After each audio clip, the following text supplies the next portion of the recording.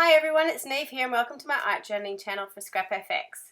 Today I'm doing some really quick encouragement cards that use the new ScrapFX stamps that were released in July. So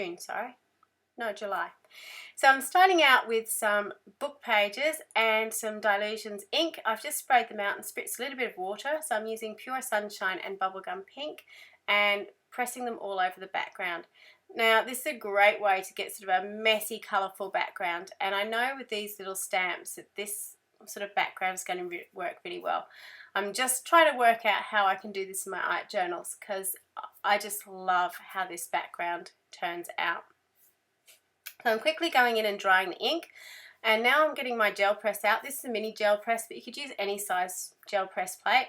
It's just to get some extra texture over the top, or stenciling over the top, and I'm using this Dina Wakley mixed media stencil, which has got lots of different pattern designs on it, which makes it really easy to get lots of different patterns really quickly.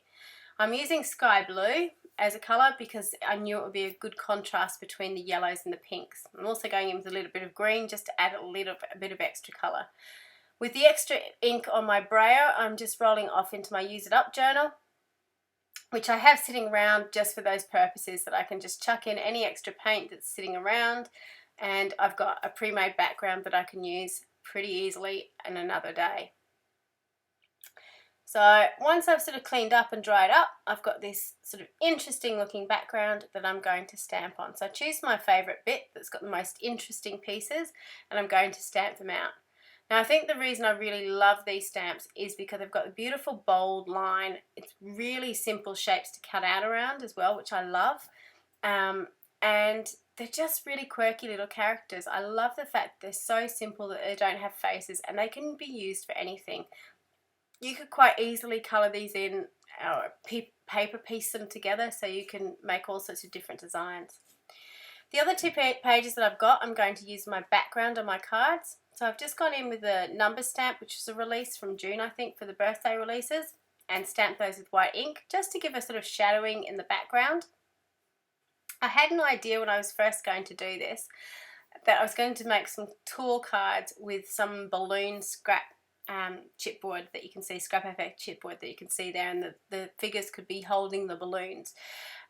When I worked out that I didn't have any tool cards left over, I had to cut down some white card, and I cut them too small, so I kind of had to change my mind, but I actually really love what I came up with.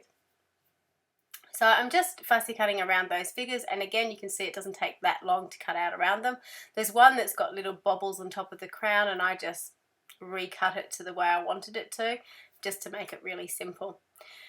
Those little bits of scrap I'm going to use again. So even though the backgrounds are the same on all three pieces, because they're so random, they will sit on top of each other. They're not going to blend in. They work together, but they don't blend in. And having the thick lines on the stamps really helps. So I've got some 12 by 12 cardboard. I'm just going to cut it into 6-inch squares and use those to make my little cards. So I decided, because I didn't have the tall cards, obviously it wasn't going to work with the balloons, but I still wanted that tall thin card because that's kind of how it works, and you can sort of see where my idea was. And it's probably an idea I'm going to run with birthday cards in another day when I've got the cardboard and have the time to work out how to cut the long thin card. So I'm just going in with the background and cutting those into strips. As I was doing it, I was thinking these would make really cool bookmarks as well. So lots of ideas that you could use if you were sort of kicking around and needed something that's quick and easy to do. I would highly recommend it. So I'm just using some glue, gluing it down onto the page, really simply. And you've got that almost batik looking background. With these two pieces, they've got the torn edge on them, so they're not quite as neat as these ones.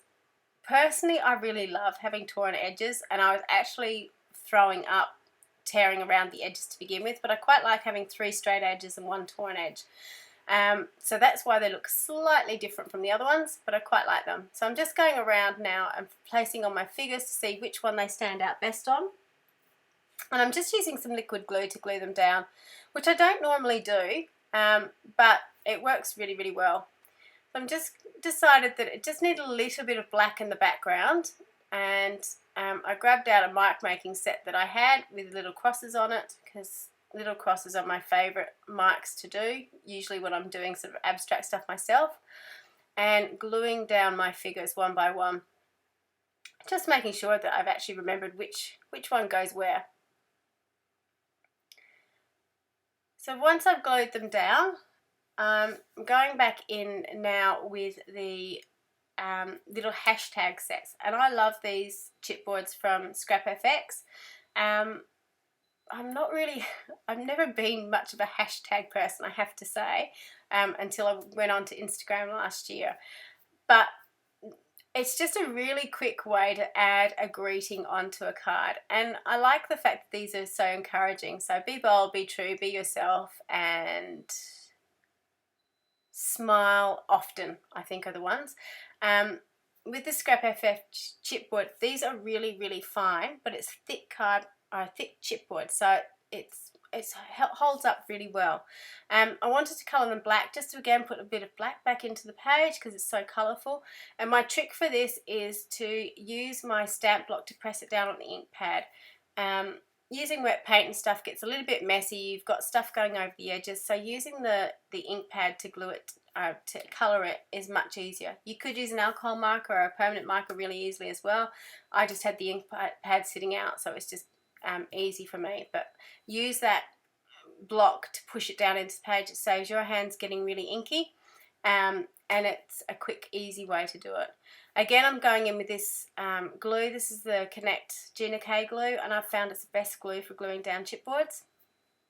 And here is a close-up of these gorgeous little cards. So all the products are available from ScrapFX, which will be linked in the description below. Please have a go at doing this. This took about 14 minutes from start to finish to get these 4 cards done, so it's a really quick job to do. Thank you so much, and until next time, bye for now.